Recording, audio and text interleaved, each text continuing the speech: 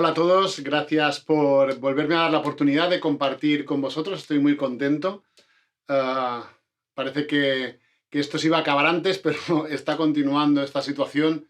Pero bueno, así todo estoy contento de tener la oportunidad de dirigirme a vosotros y de tener este ratito.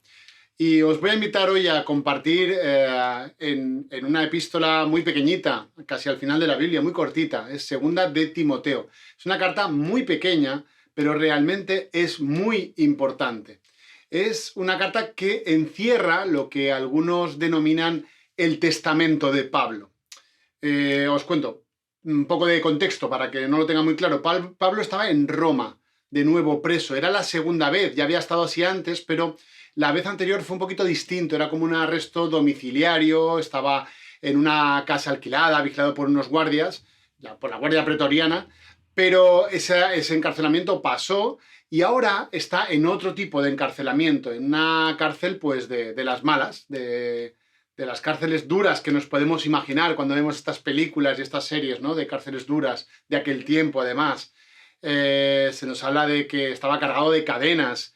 Imaginaos las condiciones, mala comida, la higiene pues pésima, frío, humedad, un montón de cosas, ¿no? Una cárcel bastante delicada para una persona como Pablo, que era alguien mayor. Pablo ya sabe que su hora está cerca, él ya intuye que de esta no va a salir y ve llegado el momento de hacer un balance también de su ministerio y preparar su partida y con eso también preparar su legado. Al principio de su ministerio, Pablo pensaba que Jesús iba a volver muy pronto, que de hecho que él lo vería, él esperaba ver la segunda venida de Jesús. Si os fijáis en sus primeras cartas, hay una cierta urgencia. Y hay enseñanzas como, pues no te cases, ¿para qué te vas a casar? Si Jesús viene pronto, ocúpate del Evangelio, dedica todo tu tiempo al Evangelio y no pierdas el tiempo en otra cosa que no sea el Evangelio, porque esto... Pero bueno, algunos llevaron esto a tal extremo que ni siquiera querían trabajar y luego tuvo que ir Pablo a poner orden. Dice, total, pues si Jesús viene pronto, ¿para qué voy a trabajar? ¿No? Y Pablo les tiene que reprender. Pero bueno, va pasando el tiempo en este ministerio de Pablo y algunos apóstoles ya van muriendo de los que habían estado con Jesús y Pablo entiende que hay que preparar un plan pues a medio y a largo plazo. Ahora se acerca el final de su vida y tiene muy claro que todo lo que están viviendo tiene que continuar después de él y de sus compañeros, ¿no? Es como el que dice que todo el mundo es importante para el ministerio, pero nadie es imprescindible para el ministerio, ¿verdad? Todos somos útiles para el ministerio, pero ninguno somos imprescindibles. Y Pablo lo ha entendido, pero también tiene miedo de que eso se pierda. Así que aquí tenemos una carta que es su última carta y te invito a que la leas desde este punto de vista, sabiendo que son las últimas palabras que tenemos registradas. No quiere decir que no dijera más o que no escribiese más, pero de lo que nos ha llegado es lo último y verás que es un nuevo punto de vista para descubrir verdaderas perlas que te pueden ayudar en tu vida. Vamos allá. Me acompañáis en 2 Timoteo 2, ¿vale? Desde el versículo 1 dice, tú pues, hijo mío, sé fortalecido con la gracia que hay en Cristo Jesús. Las cosas que oíste de mí en medio de muchos testigos, estas encarga a hombres fieles para que sean idóneos para enseñar también a otros. Comparte sufrimientos como buen soldado de Cristo Jesús. Ninguno que milita se enreda en los negocios de la vida a fin de agradar al que lo alistó como soldado. Así también, si alguno compite como atleta, no es coronado si no compite según las normas. El labrador que trabaja arduamente es el primero en participar de los frutos. Considera lo que digo, pues el Señor te dará entendimiento en todo. Que el Señor bendiga esta palabra. Y si os parece, vamos a hacer un análisis de texto prácticamente pues trocito por trocito, porque me parece interesante, es un texto que no es muy largo y que se presta para esto. Vamos allá. Empieza el texto diciéndole, tú pues, bueno, anteriormente le he hablado como hijo. Fijaos el cariño que le tenía Pablo a Timoteo. Realmente Timoteo había sido un gran discípulo, había estado mucho tiempo con Pablo y Pablo le trata con un cariño, con un aspecto muy paternal, ¿verdad? Pero llega aquí y dice, tú pues. ¿Por qué dice tú pues? Pues hace alusión a lo que ha pasado antes. Es decir, normalmente cuando hay una interjección de este tipo, tú pues, es porque antes se han dicho otras cosas y lo que te vengo a contar ahora algo tiene que ver. Bueno, pues bien, lo anterior que hemos visto, si vais al capítulo anterior, veréis que expone la conducta de dos tipos de personas, de dos grupos.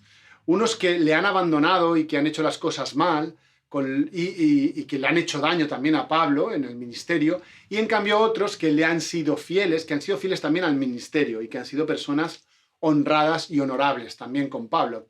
Entonces le viene a decir, mira, has visto lo que hacen unos y lo que hacen otros, pero ahora tengo algo solo para ti. O sea, viendo todo esto, tú, pues, mi hijo querido, para ti tengo una cosa especial.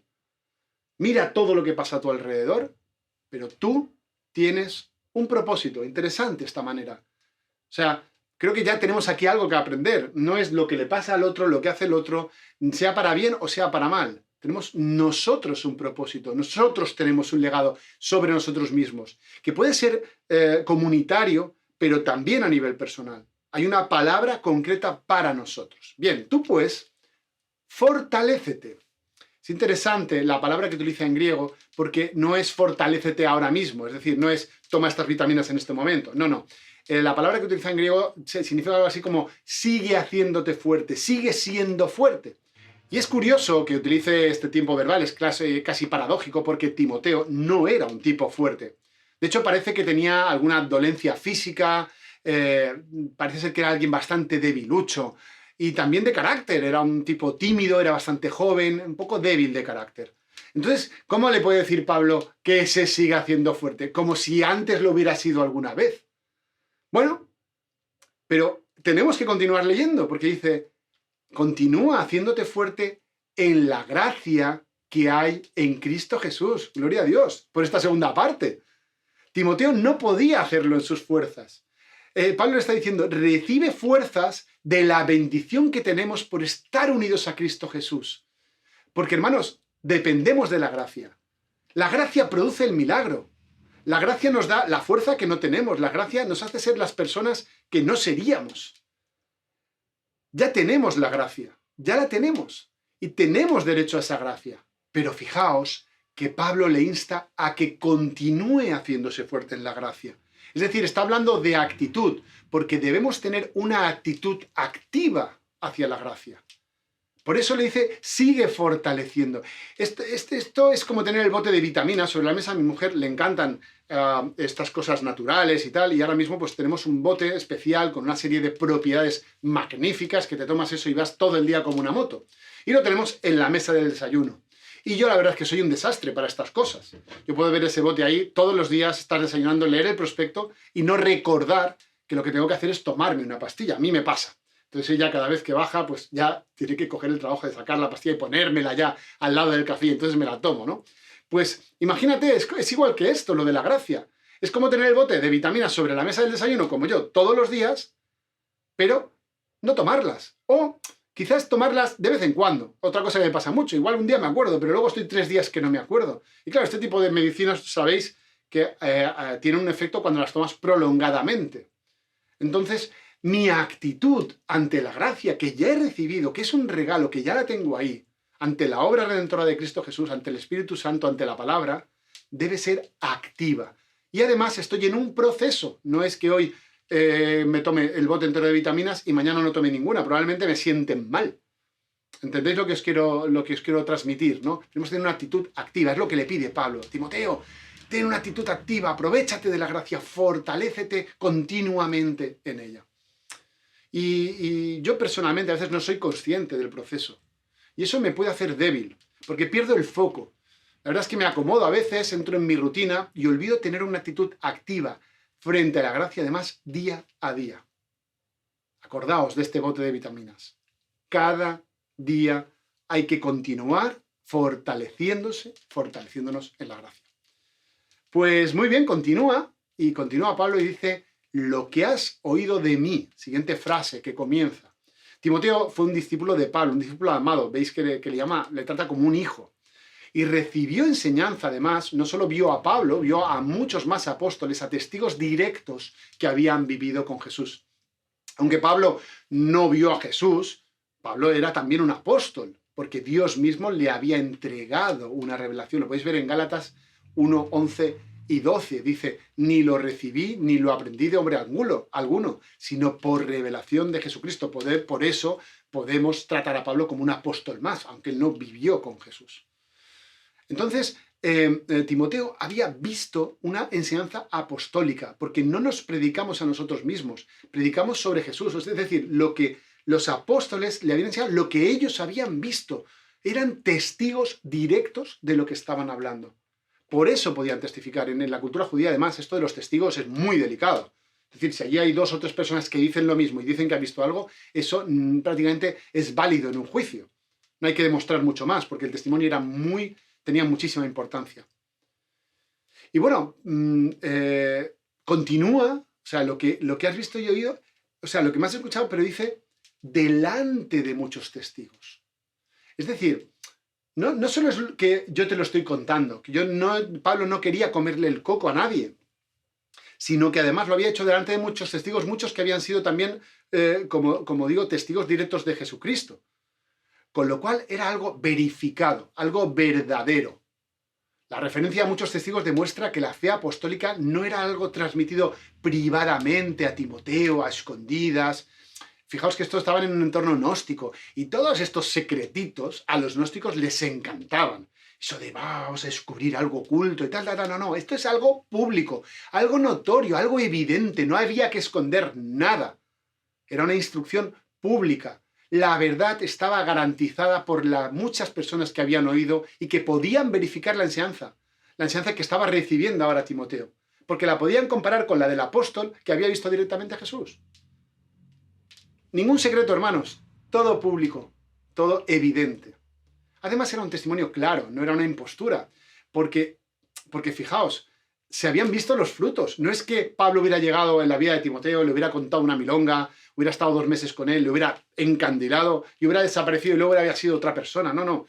Había habido mucho tiempo pasando juntos, muchas penalidades, muchas cosas, milagros. Bueno, una vida increíble y habían estado lado a lado. Y hermanos, esto es como estar en familia. Es decir, yo puedo delante de vosotros pretender ser alguien, porque al fin y al cabo voy a grabaros este mensaje de 20 o 30 minutos y se acabó. No me vais a ver más. Podría aquí estar haciendo una obra de teatro. Pero delante de mi familia, que me ven todos los días, recién levantado, cuando me acuesto, cuando tropiezo, cuando me mosqueo, cuando estoy muy enfadado, no puedo ocultarme. Ellos me conocen como soy, porque conviven conmigo y pasan tiempo conmigo. Y eso era lo que le había pasado. Esto no era una impostura, era real. Y la pregunta es, ¿se puede decir esto realmente de nosotros? ¿Podemos decirle esto a nuestros hijos? ¿Puedo ir a mis hijos y decirle, lo que estáis viendo que hago y lo que estáis viendo que digo, hacedlo vosotros porque es lo bueno? Gloria a Dios si podemos decirlo. O por lo menos debería ser nuestra intención poder hacer esto. Es decir, que todo lo que ellos vean, los que están más cerca a nosotros, puedan imitarnos en lo que hacemos y lo que decimos, porque no tenemos doblez, porque no tenemos 2 caras. Ya sé que eso es imposible, hermanos, lo tengo muy claro. Eso solo se puede hacer por la obra del Espíritu Santo. Pero ese debe ser nuestra intención, debería ser esa. Poder llegar a eso, a poder vivir con total transparencia, sabiendo que estamos siguiendo lo que Jesús quiere que hagamos. Dice, guardad lo que habéis oído, pero también lo que habéis visto de mí. Se lo dice a Timoteo, no solo lo que te he contado. Acuérdate que esto lo hemos vivido juntos, Timoteo. Esto es verdad. Y continúa. Y aquí es muy interesante, esta sección me apasiona.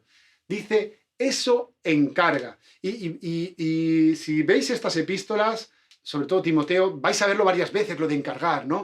En el 1.8 le dice, eso te encargo, retén la norma, sigue el modelo. Todo el rato Pablo le está pidiendo a Timoteo que retenga lo escuchado. Claro, no podían grabarlo en una cámara de vídeo, ojalá, ¿imagináis? Que pudiéramos haber grabado a Pablo con una cámara de vídeo y tuviéramos ese documento ahora. No se podía hacer, solo se podía escribir y se podía transmitir como lo estaban haciendo toda una vida, viviendo al lado de Pablo. Y dice, reténlo, ponle la grabadora en rec, intenta retener todo esto, porque es importante. Es muy personal, pero es muy importante. Pero ahora, además de retenerlo, ahora, que le había estado diciendo en varias cartas, ahora le da otra instrucción distinta. Ya no solo es retener, sino ahora dice eso, encarga. Pablo le está diciendo, te voy a explicar un nuevo ministerio. Hasta ahora habíamos oído mantener la fe, guardar el depósito, retener. Pero ahora hay algo más, Timoteo. Y es algo que sucede en 4 etapas. La primera etapa empieza en Pablo. Pablo era depositario, y habla mucho de mi depósito, en 2 Timoteo 1:12 lo veréis, mi depósito. Él había sido depositario de una revelación por parte de Dios, y por eso era un apóstol más. No se lo ha inventado. Dios se lo ha revelado y está verificado durante testigos. Primera etapa, Pablo. Ahora Pablo se lo está pasando a Timoteo. Entonces, mi depósito, el depósito de Pablo, se transforma en tu depósito. Lo que me ha sido confiado a mí es ahora la verdad que te ha sido encomendada a ti. Ese depósito es todo lo vivido, la sana doctrina que ha vivido con Pablo. Timoteo ya lo había oído de otros sitios, pero sobre todo de Pablo. Es la totalidad de la instrucción a través de los años. Y no es algo teórico, como os digo, es algo de toda una vida de experiencias. Pero llegamos al tercer nivel. Fijaos, ya teníamos a Pablo, que había recibido el depósito de Dios. Él se lo transmite a Timoteo y ahora le dice, tú ahora te encargo que se lo transmitas a hombres fieles, a seres humanos que sean fieles. Dice, la palabra es pistos, que sean confiables, que sean idóneos para enseñar a otros. Y es interesante que la palabra dice que sean idóneos. Y claro, hay mucha gente que a lo mejor se agarra a esto y dice, no, es que yo no puedo enseñar a otros porque yo no soy idóneo. Bueno, hermano, vamos a ver. Lo primero que tenemos que saber es qué hace falta para ser idóneos, y luego también hay otra excusa, que es decir, no, bueno, vale, esto se va a encargar a hombres que sean idóneos. Fijaos que ahí dice a personas, a seres humanos, no solo hombres y mujeres, ¿vale? Entonces, esto es para las personas que son idóneas, para mí no es. Yo soy un consumidor. Yo no tengo esta encomienda, a mí no me atañe, porque yo no soy una persona idónea para enseñar a otros. Bueno, vamos a ver qué hace falta para ser idóneos. ¿Habéis leído las listas de Pablo en Timoteo y Tito? Bueno, yo escojo solo la de Timoteo. Vamos a ver cosas. Irreprensible, marido de una sola mujer o esposa de un solo marido, ¿vale? Sobrio, prudente, decoroso, hospedador, apto para enseñar, no dado al vino, no pendenciero, no codicioso de ganancias deshonestas, muy importante, amable, apacible, no avaro, que gobierne bien su casa, su familia, que a sus hijos, que tenga una familia ordenada, que no sea un neófito, que no sea un recién llegado, que sea una persona ya que tenga un poquito que esté un poquito curtido. Y fijaos, esta me encanta, que tenga buen testimonio de los de afuera. Aquí en esta lista no está diciendo en ningún momento que tienes que tener terminado un seminario ni que seas doctor honoris causa por una academia bíblica espectacular. Ojo que no estoy despreciando la formación, ni muchísimo menos. Pero fijaos que todo lo que hay en esta lista son más cuestiones de actitud, de manera de vivir, de ética, de comportamiento. Porque, hermanos, el cristianismo no son palabras que nos han transformado y nos están cambiando nuestra manera de vivir a una nueva ética, un nuevo comportamiento. Y, hermanos, todos deberíamos ser idóneos. No está pidiendo nada complicado. Estamos delante de un sacerdocio universal. Todos somos sacerdotes. La sana doctrina no es tener un título de teología. Gloria a Dios por el que lo tenga, que no estoy en contra de esto, de verdad. Yo mismo estoy estudiando. Pero la sana doctrina es vivir intentando imitar a Jesús según sus enseñanzas. Y está claro que es algo imposible para nosotros lograrlo por nuestras fuerzas. Pero ahí está el milagro, hermanos, del Espíritu Santo y de la gracia de la que hablábamos al principio, que puede hacer esto posible. Y bueno, ya estábamos, vamos a la cuarta. Dice, encárgalo a hombres y mujeres que sean capaces de enseñarlo también a otros. Ya tenemos la siguiente etapa. Fijaos, empezábamos por Dios, Pablo, Timoteo, otras personas y otras personas. Hermanos, esto no acaba con Pablo, ni acaba con Timoteo, ni con los siguientes de Timoteo. Tiene que haber más. Pablo está preparando un modelo que pervivirá en la historia. Y gloria a Dios que nos ha llegado a nosotros, hermanos. Fijaos qué encomienda, qué legado.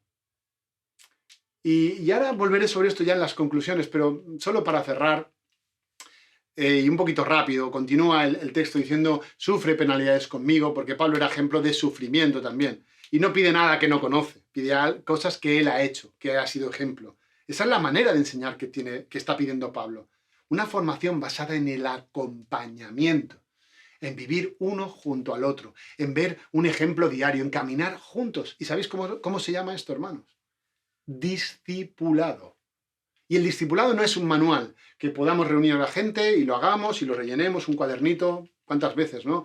No sé los que sois más viejos como yo, pero recordamos aquellos cuadernitos de discipulado y todo eso. No, no, esto no es discipulado. El discipulado no es un manual, es una relación. Esa es la mejor manera de aprender del otro, porque además no solo es un aprendizaje en una dirección, es un aprendizaje mutuo, porque es un acompañamiento entre iguales, hermanos. No es que haya un maestro y un discípulo, podemos discipularnos también los unos a los otros. Y es muy bonito cómo termina este texto, porque termina con 3 metáforas, que hay una regla mnemotécnica, que es la sal, ¿vale? Vamos a ver las 3 metáforas, son soldado, atleta y labrador. Sal. Fijaos, dice, como buen soldado. Y lo podéis leer todo porque esta metáfora del soldado habla de la batalla, de la lucha, de la obediencia que tiene que tener un soldado, de la renuncia. Sobre todo habla de fidelidad, utiliza. Tienes que hacerlo como un buen soldado. También habla del atleta. Un atleta tiene que ser una persona entrenada, que sea disciplinada para entrenarse todos los días, desprendida, porque sabe que si no se dedica a esto en cuerpo y alma no puede. Y es muy interesante cómo el énfasis que hace en el texto, que dice que tiene que hacer, para tener la victoria, tiene que competir conforme a las reglas, sin atajos, hermanos, legalmente. Hay que hacer las cosas como hay que hacerlas y punto. Fijaos, hablamos primero del soldado, ahora del atleta y luego, por último, usa la metáfora del labrador. El labrador es un tío currante, hermanos. El labrador, hoy en día tenemos tractores, tenemos virguerías, pero está hablando en un contexto donde la tierra era muy difícil de labrar. Solo el hecho de intentar arar la tierra significaba muchísima energía y muchísimo esfuerzo. Es un trabajo intenso, es un trabajo que no puedes desfallecer. También tienes que tener conocimiento, sabiduría, cuáles son los tiempos, las sazones. Y es muy interesante también que un labrador no va a tener grandes premios, no va a tener grandes aplausos, no va a tener grandes emociones. Y quizá la metáfora del soldado ahí se quedaba coja. Esto es un trabajo de fondo. Ahora, eso sí, dice que el labrador va a poder disfrutar también de las primicias del fruto de la tierra. Pero no habrá fruto si no hay esfuerzo. Así que nos pinta un reto muy grande, muy duro, casi imposible, ¿verdad, hermanos? ¿Quién puede compararse con estas 3 metáforas? Y no solo compararse, sino reunirlas las 3, porque si os fijáis se complementan. Pero fijaos cómo termina. Dice, el Señor te dará entendimiento. Y qué bonito, hermanos, que se cierra el círculo. Parece como si fuera un poema, una canción. Porque ha empezado diciéndole que se agarre a la gracia del Señor Jesucristo. Y ahora cierra toda esta encomienda, todo este legado, diciéndole, el Señor te dará entendimiento. Timoteo, no intentes hacer todo esto por tus fuerzas porque no vas a poder, no vas a llegar a ninguna parte. Te vas a pegar la castaña de tu vida. Empieza fortaleciéndote y espera en que el Señor te dé entendimiento. Y ahí está la obra del Espíritu Santo. Y vemos ese Pablo también que está muy sensible a la obra del Espíritu Santo y le da estas instrucciones sabiendo que Timoteo tiene a su lado al Consolador. Y no solo Timoteo, sino todos los de la historia y hasta nuestros días. Se cierra el círculo, fortalecido por la gracia y cubierto por el Espíritu Santo que le da entendimiento, que le revela a su espíritu la verdad. Y bueno, hermanos, yo sé que para vosotros ahora mismo comienzan unos tiempos de cambios. Yo sé que tenéis todo el tema del local, de una nueva etapa, y también estáis viviendo un tiempo de pasar el testigo. Este ministerio, mi padre me ha dicho que no hable de él, ¿vale? En esta predicación. Tú no hables de mí, no. Así me lo ha dicho, mascullando, ya le conocéis, ¿no? Pero bueno, realmente hay un cambio y hay un momento de pasar el testigo, ¿no?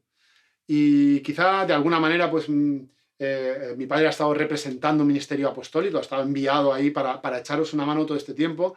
Y a veces estos cambios dan miedo. Yo estoy seguro que Timoteo tenía miedo. Tenemos todo el tema del coronavirus, un reto de tener una iglesia sin local, un cambio en el liderazgo o en el acompañamiento que habéis tenido hasta ahora. Y yo entiendo que todo esto puede producir un miedo, una desazón. ¿Qué pasará? Habrá discusiones entre los hermanos, nos pondremos de acuerdo ahora, habrá opiniones distintas y no seremos capaces de juntarlas. Todo eso puede pasar, hermanos, eso ya estaba pasando en la iglesia primitiva. Si leéis bien las cartas, veréis que había 1000 historias que estaban pasando. Pero hermanos, lo que quiero comentaros solo es que no perdáis el propósito. Nosotros tenemos un propósito clarísimo, una primera, la comisión, que es la gran comisión. Id por todo el mundo y predicad al evangelio a toda criatura, bautizándoles. Eso es lo que les dijo Jesús a estos primeros apóstoles. Esa era la comisión que estaba ahora traspasándose. Pero aquí en este texto hay una segunda gran comisión, porque tenemos que tener un equilibrio entre estas dos cosas. Como iglesia tenemos que ocupar nuestro esfuerzo y nuestro tiempo en estas dos comisiones. Número 1, ir por todo el mundo y predicar el evangelio. Número 2, preparar a los siguientes que tomen el legado, que tomen el testigo. Y es muy importante, hermanos. Y no se trata de hacer cultos bonitos, de disfrutar, de consumir, de pasar ratos súper agradables. Se trata de predicar a otros y de edificarnos entre nosotros y crecer para poder prepararnos para continuar la obra. No se trata de que te prepares y te prepares y te prepares hasta que seas el mejor, el que más teología sepa, el más santo, el mejor. No, no, no. Si todo eso no produce un continuar la obra, no sirve de nada y no estamos siendo fieles al legado, primero de Jesús y luego también de los apóstoles. Y yo no quiero aplicar mucho más porque yo sé que vosotros vais a hablar después de esta predicación y me gustaría parar la aplicación de esta predicación porque creo que es muy importante reflexionarla y sacar vuestra propia aplicación, porque todo esto, a mi entender, ¿sabéis lo que debería producir? Debería producir un plan de acción, un plan de choque, una estrategia dentro de la iglesia en esta nueva etapa. Pero yo no soy quien para deciroslo, no sé si me explico muy bien, no quiero ir más allá en la aplicación. Me gustaría que pudierais dejar que la palabra pues, os hable y vosotros mismos buscar qué aplicaciones tiene esa palabra. Yo no conozco tanto vuestra iglesia. Y tenéis que buscar las aplicaciones que tienen en vuestro contexto concreto, en vuestro momento actual y en vuestra cultura y en vuestro entorno. Entonces, os animo, desearía muchísimo que os sea de bendición esta palabra y que os ayude en esta nueva etapa, que sea un acicate también para emprenderla con energía, siempre asíduos la gracia y siempre esperando la revelación del Espíritu Santo. Y solo para concluir, y se me ponen los pelos de punta, ¿no? Segunda de Timoteo termina de una manera muy bella. ¿Y os acordáis de la sal? Vale, pues tened en la cabeza, ¿os acordáis, no? Soldado, atleta y labrador. Bien, pues vamos a segunda de Timoteo 4:6, con eso muy en la cabeza, ¿vale? Y Pablo, cerrando casi el libro, casi sus últimas palabras escritas en esta tierra, o por lo menos las que nos han llegado, y dice: porque yo ya estoy para ser sacrificado, y el tiempo de mi partida está cercano. He peleado la buena batalla, he acabado la carrera y he guardado la fe. Es decir, retoma esa imagen. He peleado la buena batalla como un buen soldado fiel al que me ha contratado. He acabado la carrera cumpliendo las reglas, sin atajos. He tenido que pasar por toda la disciplina, por todas las penurias de esta carrera y he guardado la fe. Como ese labrador que cuando lo que ha plantado da fruto, guarda la semilla para prepararla, para volver a plantar el campo. Y hermanos, es un deseo para mí que todos podamos decir esto cuando llegue el final de nuestra vida o el final también de nuestro ministerio. Tampoco hay que ser tan dramáticos, ¿no? Y lo dicho, espero haberos podido ayudar y que esta palabra realmente os anime, sobre todo en esta nueva etapa, y os envío desde aquí todas mis bendiciones y un abrazo muy fuerte.